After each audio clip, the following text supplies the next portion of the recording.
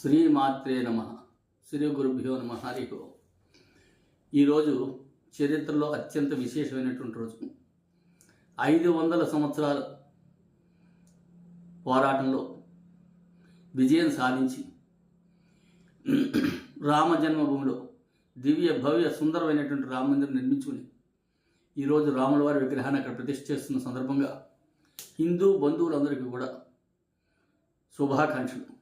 అట్లాగే ఈరోజు ఇంటి వద్ద మామిడి తోరణాలు కట్టుకోవటం, కాషాయ జెండా ఎగరవేయటం, సాయంత్రం ఇంటి ముందు 5, 7, 9, 11 ఎవరి శక్తి అనుసారం వాళ్ళు దీపాలు వెలిగించుకుని ఆ రామచంద్రమూర్తి యొక్క అనుగ్రహం పొందడం చేయాలి.